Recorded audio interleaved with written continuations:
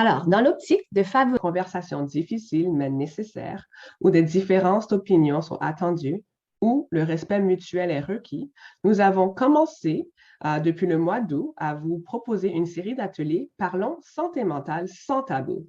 Cette série compte 6 ateliers tous les 3 semaines, jusqu'en novembre 2021, avec l'objectif d'aborder les enjeux et les limites liées à l'offre en santé et en services sociaux pour les personnes d'origine africaine et caribéenne, LGBTQIA+. Les populations faisant partie de la diversité sexuelle et de genre, en plus d'être issues de minorités ethnoculturelles, font face à une double stigmatisation. Le manque de visibilité médiatique, les problèmes liés à leur intégration sociale dans le dans lequel elles vivent ou les procédures d'immigration sont autant de problèmes auxquels elles doivent doublement faire face. Ces ateliers mettent en lumière les problèmes de santé mentale que vivent les personnes LGBTQIA+, d'ascendance africaine et caribéenne au Canada, surtout, pour nous, c'est plus à Toronto.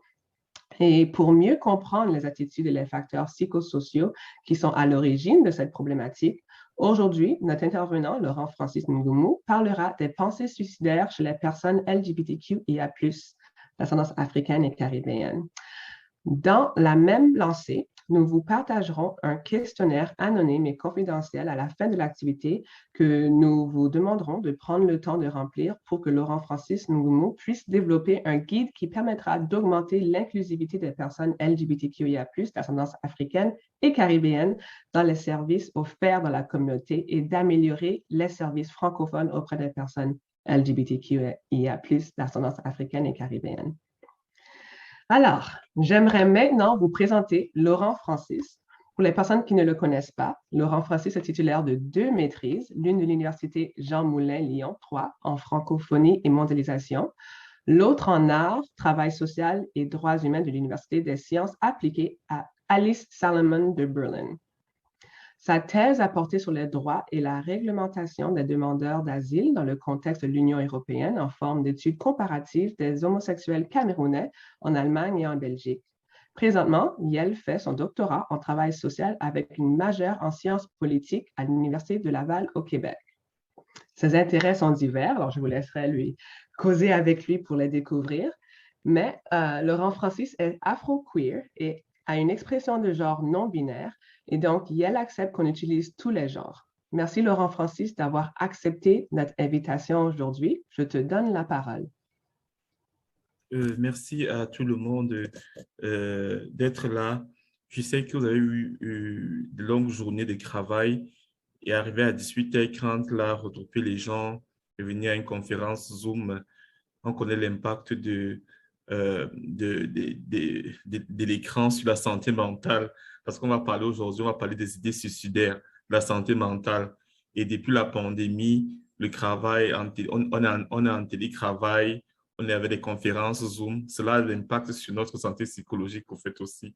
Aujourd'hui, en effet, nous allons parler des pensées, des idées suicidaires sur le prisme du savoir-faire africain et aussi sur le prisme du savoir-faire africain. On va beaucoup plus orienter ça vers les personnes d'ascendance africaine et caribéenne qui vivent, qui sont LGBTQA+, qui vivent à Toronto. Et il est important aussi de rappeler, d'avoir une pensée à toutes les personnes j'ai vu un reportage hier soir où on parlait des jeunes qui voulaient traverser de l'Algérie en Tunisie. Et c'était le 18 septembre et beaucoup sont morts.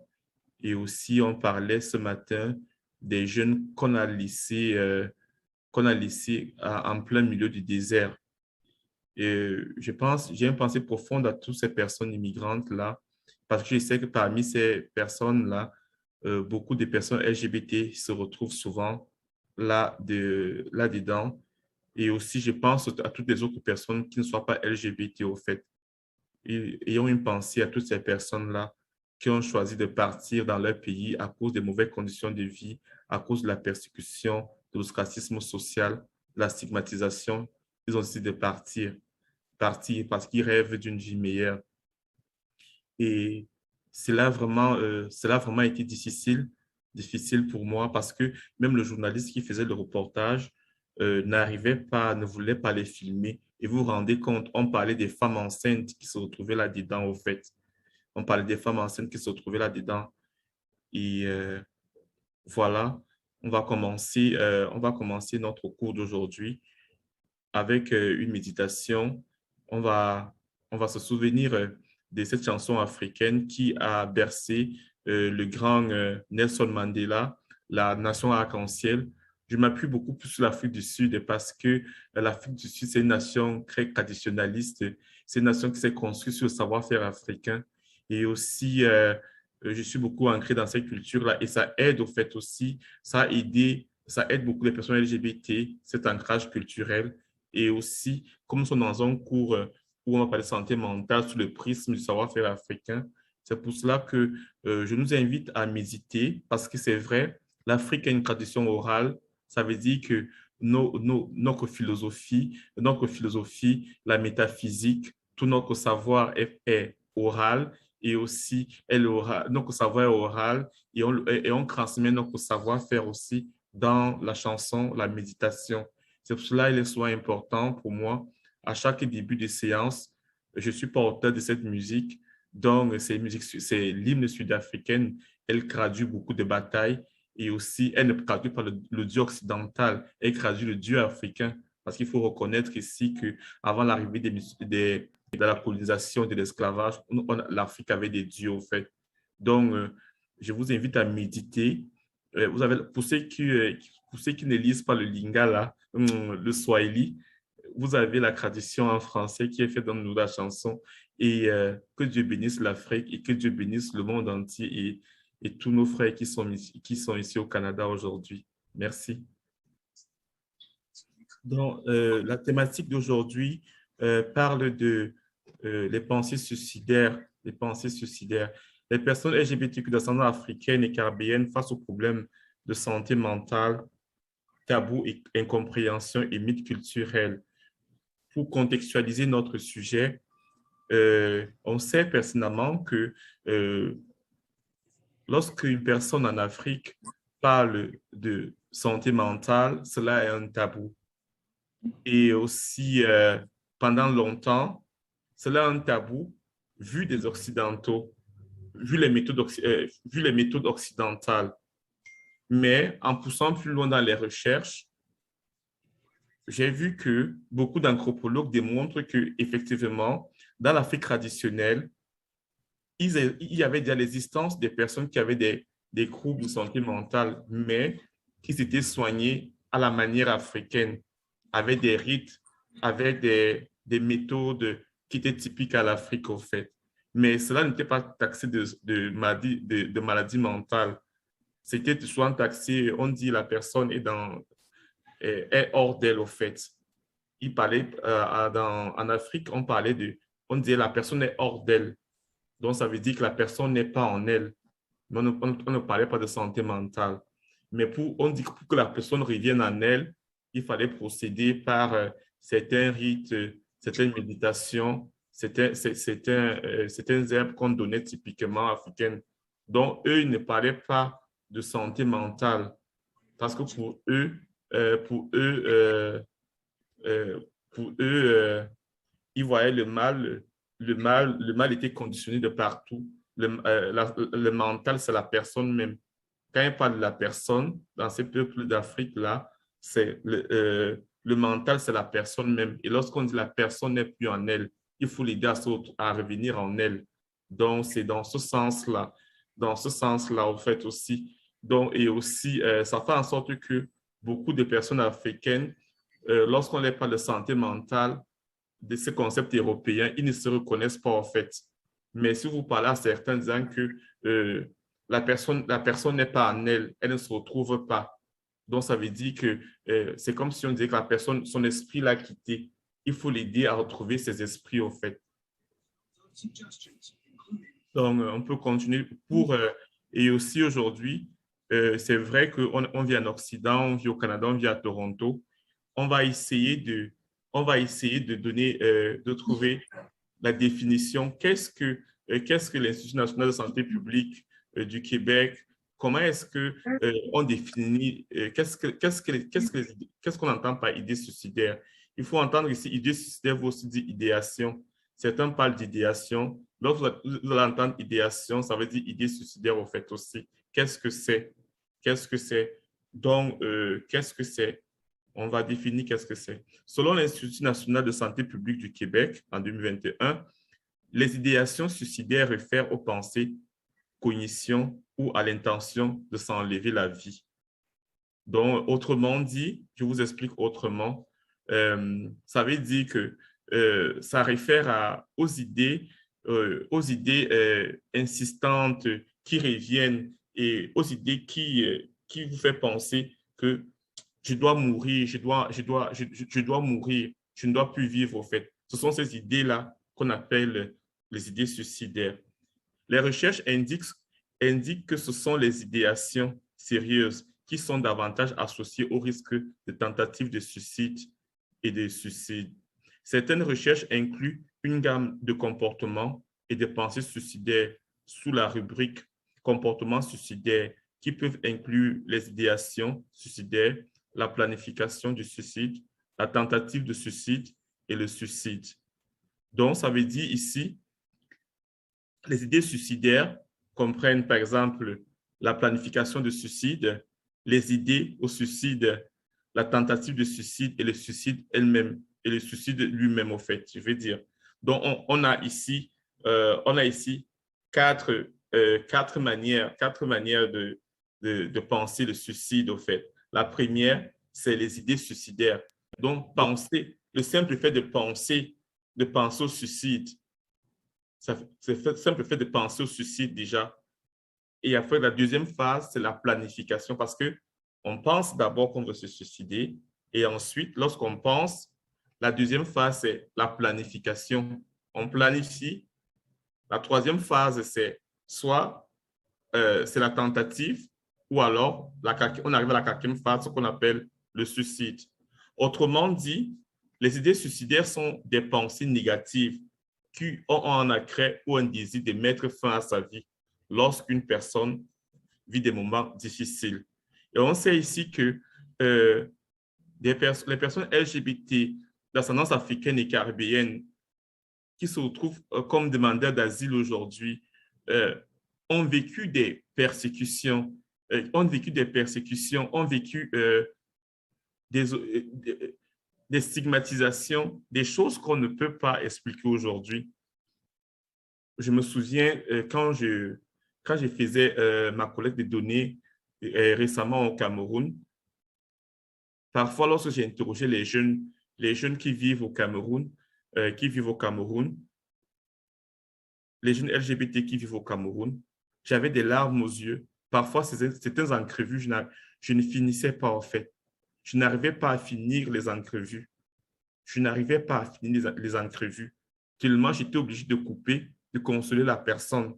De consoler la personne, pas pendant un jour, pendant des semaines au fait, après l'entrevue. Parce que c'était plus... j'ai jamais vu des choses aussi horribles que ça. Et vous imaginez qu'une personne a pu vivre ça, certains vivent ces malheurs-là au sein de leur propre famille, parfois par leurs propres parents et au sein des quartiers. Et la personne décide de partir. C'est lorsque j'étais en Allemagne, je travaillais dans le camp des réfugiés, des demandeurs d'asile. J'ai constaté que la personne te raconte ce qu'elle a vécu, dans son pays d'origine, dans sa famille même, et ce qu'elle a même vécu au désert, en Algérie, en Tunisie, pendant la traversée. Même en attendant, pour ceux qui arrivent au Canada, ceux qui attendent souvent, parce que tous ceux qui sont en Algérie, par exemple, au commissariat qui est à Alger, le temps d'attente, ça demande d'asile.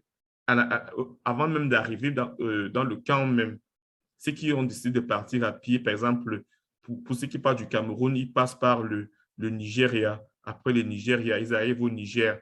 Après le Nigeria, ils traversent les pays. Tout ça à pied. Parfois, ils n'ont pas d'argent. Ils sont obligés de se prostituer. Ils sont obligés de faire des choses que l'entendement humain, on ne peut pas dire ces choses-là ici, au fait. Et vous vous rendez compte donc que lorsque ces personnes, malgré toute cette ostracisation, malgré toute cette stigmatisation, elles décident d'arriver au Canada, plus particulièrement à Toronto. Lorsqu'elles arrivent, généralement, elles sont tellement contentes lorsqu'elles arrivent, mais les bras les tombent souvent parce que ici, on le dit, il faut passer maintenant, il faut attendre les processus d'asile. Il faut bien s'intégrer à la société. Et parfois, certains arrivent, ils ne parlent pas anglais, ils ne parlent pas anglais, ils n'arrivent pas à s'exprimer rapidement. Même pour ceux qui parlent anglais, ils n'arrivent pas à s'exprimer, ils n'entendent pas l'anglais comme les autres, au fait. Il faut des temps d'adaptation. Et lorsque certains ils vivent là pendant un certain temps, 1 mois, 2 mois, 3 mois, la personne constate particulièrement que rien ne change. Et parfois même la bureaucratie, les papiers, on dit il faut signer tel papier, il faut apporter tel papier, il faut apporter tel papier, il faut justifier tel papier, sans répit. Là, moi, j'ai vu des personnes qu'on a sauvé des tentatives de suicide, comme en Allemagne, par exemple. J'ai vu beaucoup de personnes, beaucoup de gays, après s'être battus contre la stigmatisation dans les pays d'accueil, tout ce parcours migratoire, arriver en Allemagne, face à cette bureaucratie, face à tout ce qu'elles vivent, elles, beaucoup tentaient de se suicider, tenter de se suicider parce que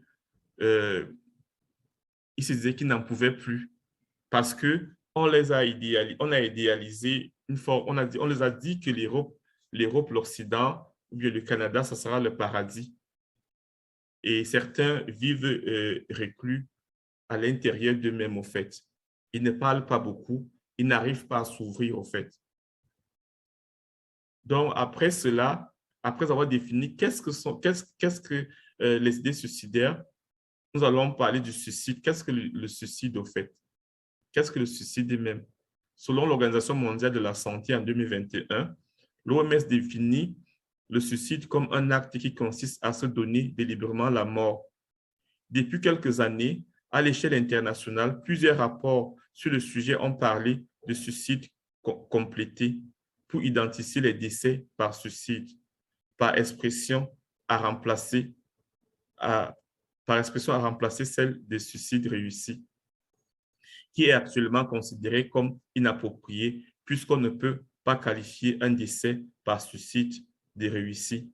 Aujourd'hui, on a tendance à utiliser simplement le mot suicide ou les mots mort par suicide au lieu de suicide complété. Donc, voilà la définition que l'OMS entend par suicide au fait. C'est mettre fin à ces jours. Donc, à l'époque, certains voulaient parler de suicide complété. Donc, ça n'a pas de bonne presse dit que c'est un suicide complété. Donc, il a fait une tentative de suicide et maintenant, il a refait une autre, ça s'est complété. Donc, le mieux pour atténuer la souffrance et aussi, c'est choquant, on préfère s'arrêter au mot suicide, au fait.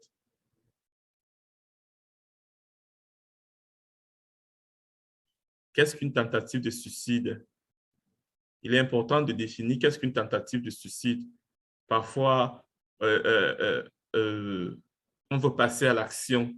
On passe à l'action, mais ça ne réussit pas. On passe à l'action, mais ça ne réussit pas. On veut mettre terme à sa vie, mais ça ne réussit pas.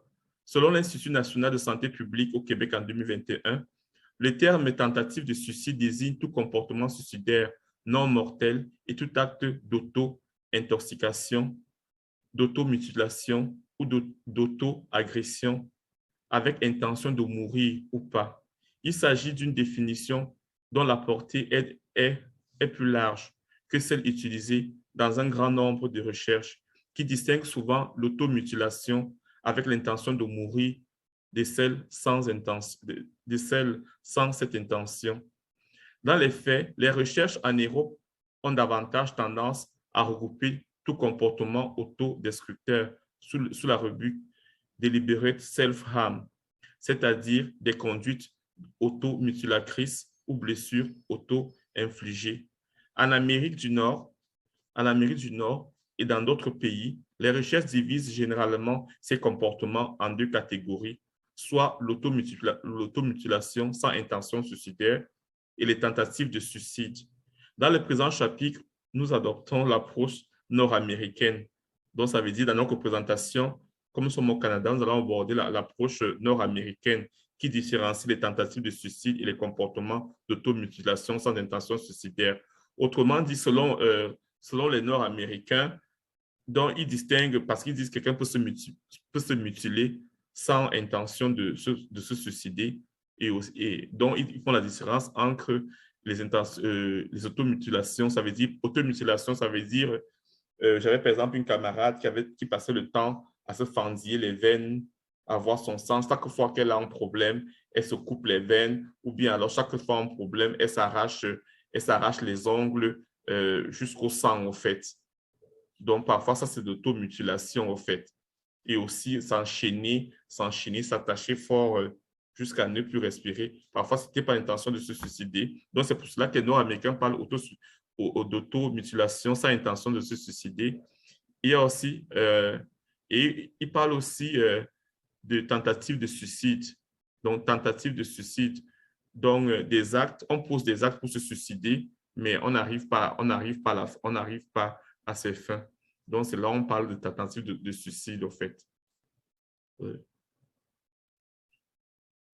Comment se manifestent les idées suicidaires? Comment se manifestent les idées suicidaires?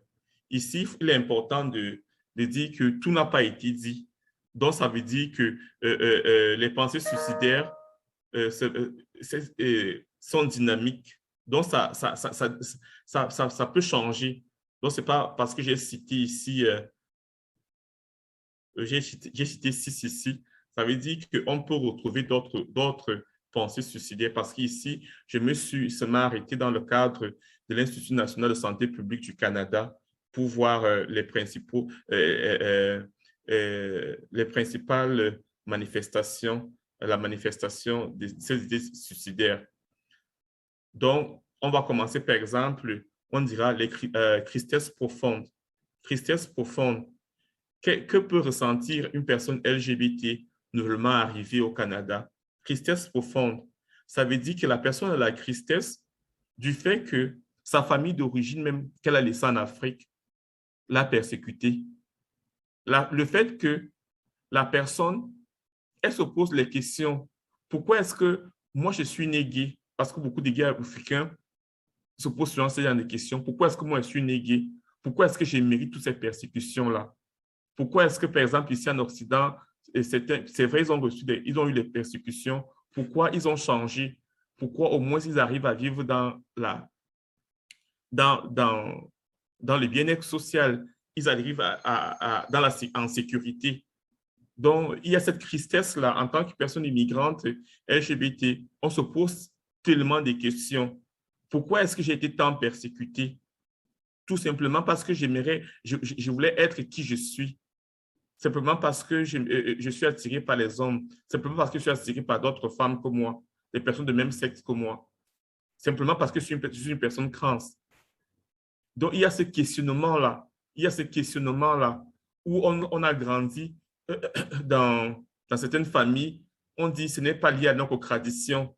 Les parents disent que ce n'est pas lié à notre tradition. La Bible dit c'est interdit, c'est une abomination. On se rend compte qu'on a perdu ses frères. Perdre ses frères, ça veut dire qu'on s'éloigne de ses frères. Tes frères ne t'écrivent plus. Ta famille ne t'écrit plus. Tu n'as pas d'amis. Tu es seul au monde. Tu es vraiment seul au monde. Parce que je ne souhaite pas ça à une personne, au fait. Être seul au monde. Et pourtant, tes parents sont en vie. Pas que tu as perdu tes parents, pas que tu as perdu tes frères, mais c'est juste que toute ta famille a décidé de te tourner le dos. Et te voilà donc arrivé à Toronto. Tu te retrouves seul. Et là, présentement, il y a cette bureaucratie administrative. Cette bureaucratie administrative, je vais toujours en parler au fait. Parce que pour moi, la bureaucratie administrative est un facteur négatif qui impacte la santé mentale des immigrants nouvellement arrivés au Canada, en fait. Et aussi l'attitude Certains, pas tous. L'attitude de ceux qui sont censés nous accueillir, pas tous. Il ne faut pas stigmatiser les gens, mais cette attitude-là aussi, cette papasserie-là, a un impact sur la santé mentale de ces personnes. Et les personnes n'arrivent pas, elles veulent bien faire remplir les procédures, elles veulent bien remplir ces procédures administratives, elles veulent bien faire, elles veulent bien s'intégrer, mais elles n'y arrivent pas par moment. Par moment, elles envoient les courriels, ils remplissent les trucs en ligne, on dit il faut recommencer, la procédure, il faut recommencer. Par exemple, pour ceux qui veulent faire les demandes d'asile, on dit par exemple, le code de barre n'est pas arrivé à la fin. Est-ce que vous avez arrivé de remplir les papiers des demandes d'asile, même pour certaines personnes, pour remplir la résidence permanente? Vous remplissez le papier à la fin, et à la fin, vous cliquez, on vous dit le code barre n'apparaît pas. Tant que le code barre n'apparaît pas, il y a certaines informations que vous n'avez pas. Et vous vous rendez compte que, par exemple, vous avez fui votre famille, vous êtes passé votre pays sans rien, sans diplôme, sans vos diplômes, sans votre acte de naissance.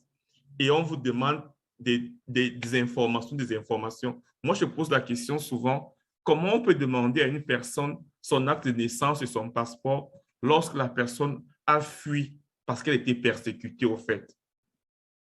C'est pour cela que le juge européen, je vais la jurisprudence de novembre 2013, avait décidé qu'il ne faudrait plus poser certaines questions aux personnes LGBT. Mais à regarder la pratique, ça continue.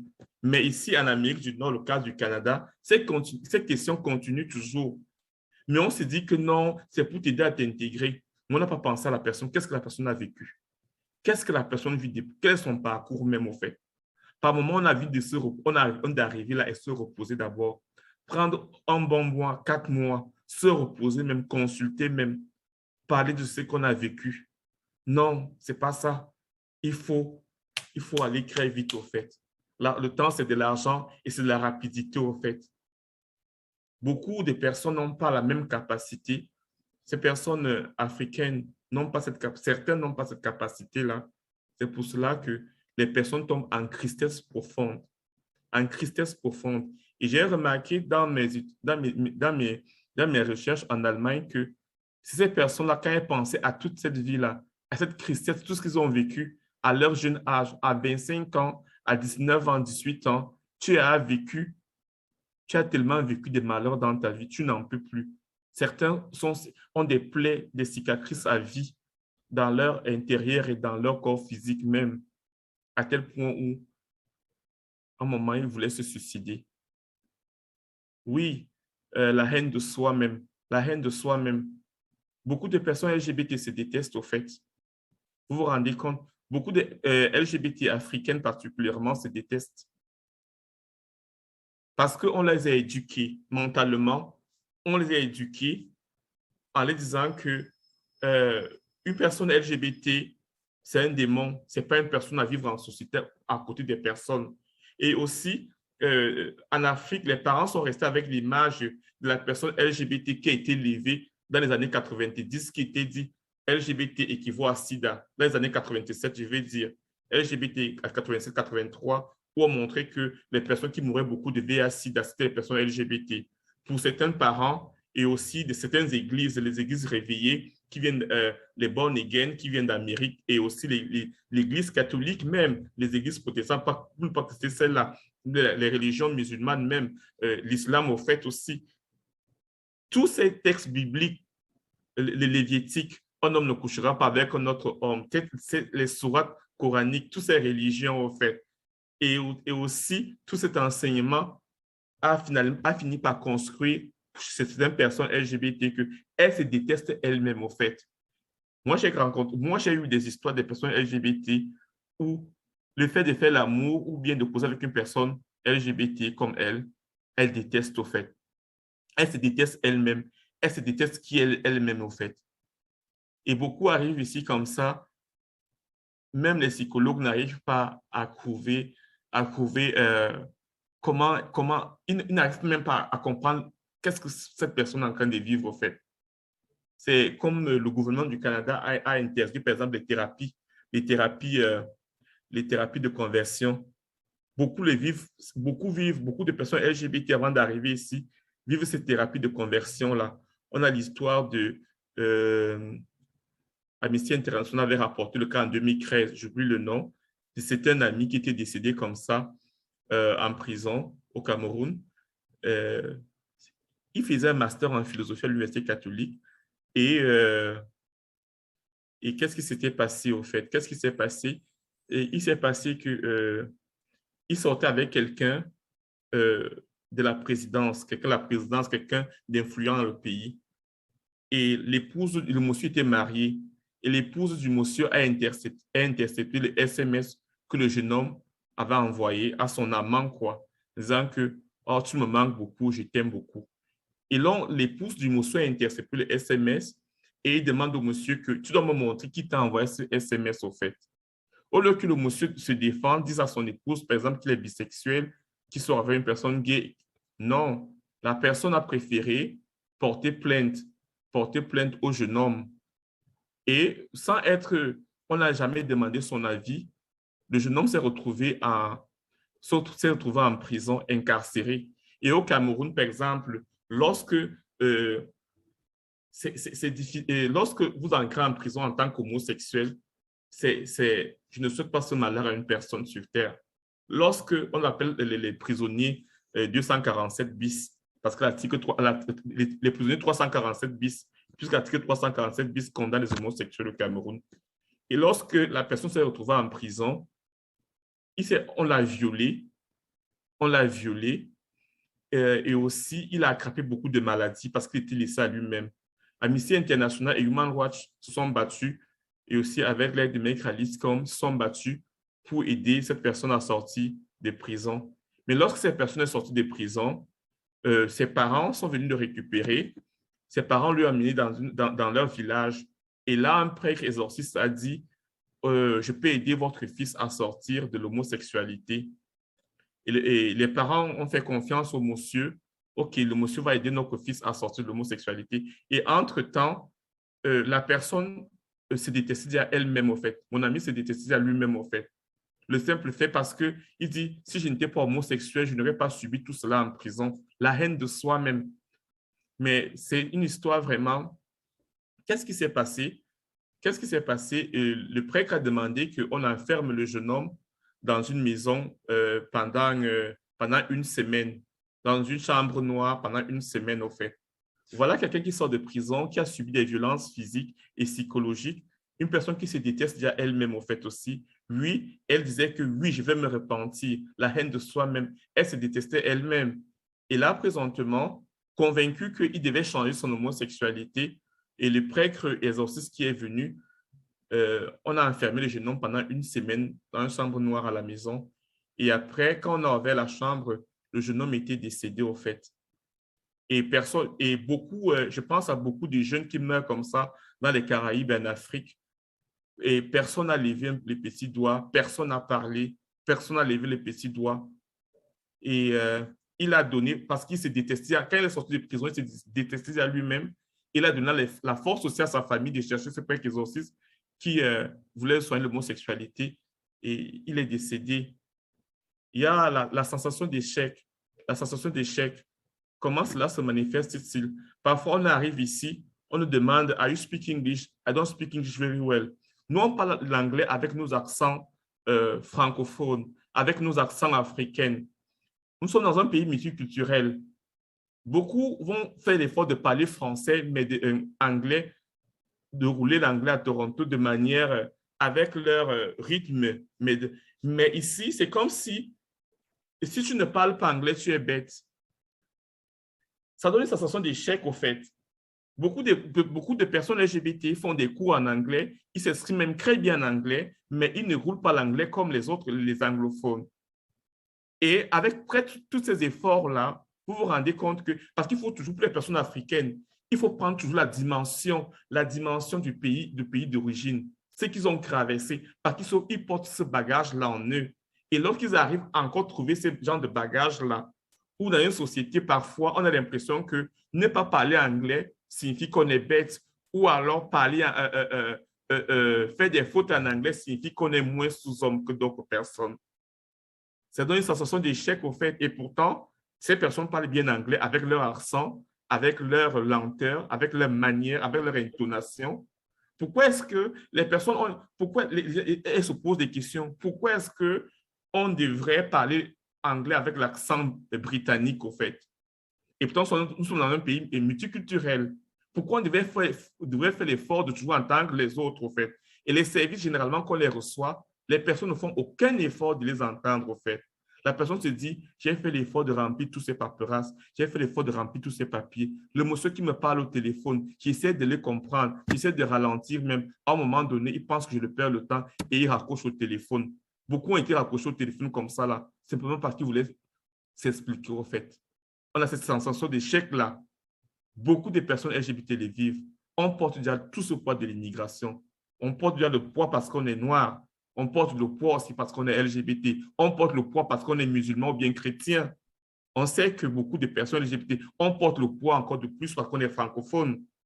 Ça veut dire qu'une minorité francophone. Je suis ontarien désormais. Je vois ce que les francophones vivent ici à Ontario. Il est impossible. Il faut que ça change. Et imaginez, vous qui avez des personnes qui ont des statuts d'étudiants, statuts de résidents, ils sont canadiens, qui se sentent discriminés en tant que francophones. Mais imaginez donc la sensation d'échec que peut vivre une personne immigrante qui demande l'asile. Imagine, cette sensation est 1000 fois doublée qu'une personne normale. Vous vous rendez compte? Il y a l'agressivité. Oui, l'agressivité, je l'ai dit, vous parlez lentement, on vous raccroche au téléphone. Vous ne savez pas peut-être payer la carte de bus, comment ça se protège, comment rouler avec les cartes bancaires. Pam, vous voulez demander explication à une personne. Les gens sont comme des monstres au froid, en fait. Il n'y a pas d'humanité. Donc, la société est tellement agressive, ça peut pousser les gens à se suicider que je suis arrivé où il y a un ami qui me disait,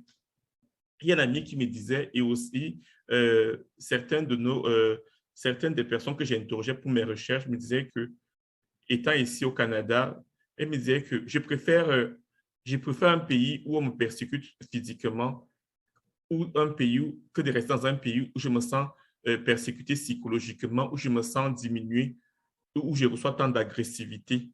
Parce qu'au moins, ils m'ont montré et me détestent, ils peuvent me tuer. Mais au moins, je peux faire ce que je veux, que d'être quelque part où je sens qu'il y a tellement d'agressivité. Il y a l'irritabilité. On est irrité à tout moment. Et ça porte, on est irrité. Ça donne la fatigue. On est irrité, l'irritabilité, on ne veut plus. C'est tellement, on sait d'avance que non, quelle réponse on aura. Quelle réponse on aura. Parce qu'ici, parfois, tu arrives dans un bureau, imaginez une personne qui ne lit pas très vite l'anglais, qui apprend encore. Tu arrives dans un bureau, tu sais que tu vas arriver dans un bureau, si tu ne t'exprimes pas bien, s'il n'y a pas une personne francophone, ben on va te mettre de côté, tu vas partir de côté. En plus que tu es francophone, en plus tu es noir, en plus tu es gay, et en plus tu demandes l'asile. Oh my God. C'est la meilleure, ça c'est la meilleure. Donc, il y a le pessimisme dont on ne croit plus au fait. On ne croit plus. On pense que tout... j'ai soutenu un demandeur d'asile qui a eu son statut de réfugié dernièrement. Cette personne m'appelait souvent pendant la nuit. Elle pleurait. Elle était tellement pessimiste. Elle pleurait pendant la nuit. Par moi, je prenais mon téléphone. On causait pendant 2 heures, 3 heures, 3 heures de temps, pendant 4 heures de temps même. La personne pleurait. Elle se plaignait de tout. Et c'était normal. Et c'était légitime ce qu'elle demandait, cette personne. Et pourtant, c'est une personne intelligente. C'est une personne qui s'est battue, qui a un parcours admirable. Mais à force de voir les choses, elle est tombée dans le pessimisme. Je pense qu'on va aller sur l'autre diapo, s'il vous plaît. Les signes avertisseurs. Les signes avertisseurs. Le manque de motivation. Ah ben oui, après avoir vécu tout ce qu'on a vécu, on n'a plus de motivation. La seule motivation, c'est de rester dans les stéréotypes. Ah, ces noirs-là, LGBT-là, ces demandeurs d'asile-là viennent chez nous. Et, on va les payer. On va les payer. Tout le monde pense que lorsqu'on est demandeur d'asile, on reçoit tellement d'argent. On reçoit tellement d'argent. Parce qu'on voit les gens sont fatigués, manque de motivation. Parce que les gens arrivent que, OK, j'attends tout ce qui va arriver, arrive. Les gens manquent de motivation tellement ils ont cherché à faire des choses, mais ils n'ont plus de motivation. Les difficultés à se concentrer, on n'arrive même pas à se concentrer parce qu'on se dit même que si on se concentre même pour que le résultat, je me concentre même pour qu'à la fin, je ne sois pas recruté. Il y a les insomnies, donc le manque de sommeil, comme je l'ai tantôt parlé tout à l'heure, l'idée de ce jeune homme qui m'appelait chaque soir, presque chaque soir, on causait pendant des heures et des heures. Donc, il avait aussi des insomnies. Le manque d'appétit, la personne ne mange pas. Donc, il y a certains demandeurs d'asile, je demande, il faut manger parce qu'au moins ça, tu vas rester en santé. Non, la personne, elle se laisse mourir au fait. Elle se laisse mourir. Donner ses effets personnels précis, chien et bijoux, ben ça c'est pour, je ne pense pas que les demandeurs d'asile ne sont pas encore quand même arrivés là, mais chien et bijoux, non. Je pense que pour les demandeurs d'asile, particulièrement africains, c'est une autre dimension. On peut passer à l'autre diapo. Merci. Comment faire face aux idées suicidaires lorsque vous restez à Toronto? Je sais que déjà pour les Africains, c'est pas facile. C'est pas facile déjà pour quelque chose qui n'a pas été accepté dans notre société, qu'on nous a fait comprendre que ce n'était pas accepté parce que c'était une mauvaise interprétation. Parce que, comme je le disais tantôt, en Afrique, ils ne parlent pas de santé mentale. Ils parlent des personnes qui a quitté d'elle-même, qui a quitté son esprit. C'est dans ce sens-là qu'ils voient ça, en fait. Donc, il y a un problème de conceptualisation, d'interprétation ici. Mais maintenant, quand on est ici, parce que j'ai manqué la partie, comment avoir le courage, comment avoir le courage même de reconnaître qu'on a des idées suicidaires. Parce que si tu ne reconnais même pas déjà que tu as des idées suicidaires, tu ne peux pas avoir le courage d'appeler. Comment faire face aux idées suicidaires? Demander de l'aide, téléphoner pour se renseigner. On va téléphoner parce que parfois on a peur, on téléphone, mais parfois on a peur. Parce qu'on se dit, est-ce que cette personne va dire à tout le monde que Laurent Francis a des idées suicidaires? Est-ce que j'aurai l'emploi? Est-ce qu'on va... Parce que aussi, il faut le remarquer ici, on aura beau dire que non, on accepte les gens qui ont des problèmes de santé mentale, mais certaines entreprises, mais de manière malicieuse, lorsqu'on sait que tu as des problèmes de santé mentale, parfois, ça devient une barrière pour trouver le travail. C'est pour cela aussi que certains immigrants ont peur d'appeler parce qu'ils se disent que est-ce que mes informations seront divulguées? Est-ce qu'on va dire que j'ai des problèmes de santé mentale? Ben, il faut parler aussi à un proche. Parler à un proche, vous avez par exemple à Franco Cuir, il y a Melika, il y a Quigno, il y a Nicolas, il y a Arnaud. Ils sont vraiment comme une famille.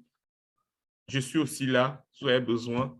Il y a des organismes qui sont là. Consultez un intervenant social dans un centre de santé proche de chez vous. Oui, ça c'est bien beau. Mais il y a combien de centres de santé proches francophones à Toronto? Parlons peu, parlons vrai. Ça, c'est les politiques sociales et les politiques publiques que le gouvernement a largement échoué. On les compte au bout du doigt. On les compte au bout des doigts. Les centres communautaires francophones à Ontario. Et ça, moi, je dis souvent que s'il y a un psychologue francophone pour 1000 personnes, vous pensez qu'un demandeur d'asile va avoir accès à ce psychologue-là? Ce sont des personnes qui ont les moyens qui vont avoir accès à ce psychologue-là. Ça, c'est ce qu'on appelle le racisme systémique. Le racisme est systémique même. Ça, c'est systémique, au fait. Le système est même contre toi, en fait. Tu ne peux même pas te soigner. Donc, éviter l'isolement. Oui, éviter de rester seul. Comme je parlais avec la dernière fois avec Ursule, qui me disait qu'elle est partie se balader au centre, au supermarché chaque fois. Elle fait les 100 pas, vous sortez. Oui, éviter l'isolement. C'est vrai qu'en tant que personne LGBT, moi, je me souviens ici à Ottawa, la première fois que je suis arrivé là, dans un truc LGBT, je voulais sortir de la maison, sortir de mon ennui et de mes travaux de recherche. Tu arrives dans un bar LGBT, tu es une personne, on te regarde comme si tu sortais d'une planète, on te regarde comme si tu sortais d'une planète autre que la Terre, au fait. L'accueil même, tu demandes au serveur, tellement agressif, tu demandes même quelque chose, un service. En plus, tu parles un anglais avec un accent francophone. Ça, c'est la totale. Ça, c'est la totale. Aucune tolérance, aucune empathie. Et imaginez que vous avez peut-être, vous êtes résident, vous avez les papiers, et imaginez un demandeur d'asile. Il se pose la question que moi, on ne m'a même pas encore accepté dans ce pays, on ne m'a pas encore accepté dans ce pays, mais regarde, je pensais trouver quelque chose auprès de la communauté LGBT. Tu te rends compte que c'est même dans la communauté LGBT même que le racisme ne dit même plus son nom vis-à-vis de ces personnes-là. Donc, on dit éviter l'isolement. Moi, je me pose toujours la question.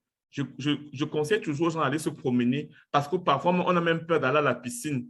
Parce qu'un noir à la piscine, tout le monde va te regarder. Tout le monde va te regarder que, mais le regard ne parle pas, mais le regard est blessant, le regard est poignant, le regard a les effets. On va te regarder qu'un noir dans la piscine ou bien aller faire des attractions que tout le monde fait, tout le monde. Tout le monde n'a pas cette force-là. Parce que les demandeurs d'asile, c'est comme si vous étiez dans les bars. Pourtant, vous êtes des êtres humains, mais on vous considère comme des lépreux. C'est comme si à l'époque, on considérait les lépreux des gens à part dans la société, comme Goffman peut les stigmatiser. Faire de l'exercice physique, oui, faire de l'exercice physique. Vous pouvez courir, vous-même apprendre à courir, aller courir, faire de l'exercice. Mais parfois, on a besoin d'être motivé par quelqu'un, en fait, aussi. Peut-être qu'il sera temps que aussi nos centres communautaires signent par exemple des partenariats avec certaines fitness qui coûtent cher. Peut-être qu'il faut nous faire des dons, peut-être des abonnements de 3 mois, de 1 an pour aider certaines personnes à faire de l'exercice au fait, ou bien aller marcher. Prendre des moments pour se détendre. Exemple, respiration, contrôle, méditation, écothérapie, bain naturel. Et aussi peut-être aussi, je conseille aussi ici, peut-être que si les centres communautaires, les intervenants peuvent communiquer avec les parents qui sont restés au pays, essayer de démystifier l'homosexualité. Et là, parce que moi, j'ai eu à faire ça avec certaines personnes, comme je l'expliquais dernièrement, ça a permis à certains de trouver le sourire, de respirer, d'avoir le concours sur leur vie. Une fois qu'ils avaient renoué, surtout les Africains, ils avaient renoué les contacts avec leurs parents après avoir démystifié, parce qu'il faut d'abord démystifier. Et là, vous mettez la personne en contact avec ses parents. Ça permet aussi à ces personnes-là de mieux s'intégrer, de se dégager psychologiquement. Au suivant. Oui, ça, c'est la partie de Melika. Oh, les ressources, oui, bien sûr. Parfait, merci. Merci pour ce partage, Laurent Francis. Oui, il y a des ressources très importantes que je dois vous partager. Alors, premièrement, il ne faut pas avoir peur de demander de l'aide. Alors, lorsqu'on se sent mal ou on a une pensée suicidaire, c'est correct, ça arrive, surtout avec le confinement, ça arrive de plus en plus. Alors, n'oubliez pas qu'avec nous, ma collègue Quignon est là aussi, c'est vraiment pas tabou. Il faut en parler parce qu'on veut vous appuyer pour atteindre vos objectifs. Alors, on le prend un jour à la fois et prenez de l'aide. J'aimerais vous partager des services de crise. Alors, on a le service de crise du Canada, alors, qui est une ressource 24 heures sur 24, c'est un service bilingue, français-anglais. Ils sont là pour vous appuyer. Ils vont vraiment vous demander si vous êtes en sécurité en ce moment, à quel niveau que vous pensez, vous avez des pensées suicidaires, si vous êtes en danger immédiat. Ils sont vraiment là pour vous outiller, vous écouter, puis voir comment vous soutenir pour arriver à la prochaine journée. Alors, vraiment, un jour à la fois, un très bon service. Je les ai appelés, je les ai on a vu le processus tous ensemble. Si vous avez peur, réticent, craignez, on peut les appeler ensemble aussi. Ça aide beaucoup à éclaircir le processus. Alors, n'oubliez pas la ligne de crise. Il y a aussi l'hôpital Saint-Michel à Toronto. Vous pouvez vous présenter en personne. C'est vraiment bon pour les crises. C'est une place pour vous garder en sécurité. Mais attendez-vous à y rester quelques jours afin d'assurer votre sécurité. Alors, ils vont vraiment vous partager un psychologue ou un psychothérapeute pour vraiment vous assurer que vous êtes en sécurité puis vous observez quelques jours pour s'assurer que ça va bien et que vous êtes bien outillé en cas de prochaine crise. C'est ça, ils ont un programme de santé mentale à l'hôpital Saint-Michel. Ils ont aussi des ressources contre la dépendance. Alors, ils sont très réputés pour fournir des soins de haute qualité aux personnes défavorisées vivant avec une maladie mentale, la dépendance et d'autres obstacles majeurs dans la vie. Alors, l'hôpital Saint-Michel, il y a même des thérapeutes francophones. Alors, ça vaut la peine. Ensuite, nous avons Connexion Ontario. Alors, pour ceux et celles à l'extérieur de Toronto, cet organisme offre des services gratuits, disponibles 24 sur 24 et 7 jours sur 7. C'est confidentiel, l'information sur la santé et les gens pour les personnes qui éprouvent des difficultés avec l'alcool, les drogues, les maladies mentales et les jeux au hasard pour les orienter vers les services offerts dans leur région en particulier. Ils sont financés par le gouvernement de l'Ontario. Il y a aussi CAMH, alors le Centre de toxicomanie et de santé mentale, ici à Toronto. Leur ligne téléphonique vous offre l'accès à des interprètes pour vous servir dans la langue de votre choix. Pour les troubles liés à la santé mentale, par contre, il faut un renvoi d'un docteur ou d'une infirmière praticienne, mais pour la toxicomanie, vous pouvez vous auto-référer. J'aimerais aussi vous rappeler qu'il existe une ligne d'écoute et de renseignement sans frais pour les personnes LGBTQIA+ francophones, disponible 24 heures sur 24, qui s'appelle Interligne. Une chose pour notre communauté, quand on fait notre coming out, notre santé mentale est tellement mieux qu'on a une famille qui nous soutient, une communauté qui nous soutient. Alors, c'est vraiment important de savoir qu'il y a des ressources pour vous soutenir et puis que FrancoQueer aussi travaille fort pour commencer à sensibiliser la communauté, les organismes communautaires aussi. Alors, on essaie de créer un espace accueillant, puis on va voir plus tard le sondage qu'on vous offre pour nous aider à sensibiliser les organismes communautaires pour mieux vous soutenir aussi. Finalement, j'aimerais vous rappeler que, comme je l'ai dit avant, Quignon et moi restons disponibles pour des rendez-vous afin de vous aider à naviguer ces ressources et bien d'autres choses. Alors, n'hésitez pas à nous envoyer un message privé dans le chat, par WhatsApp, par téléphone, par courriel. On est là.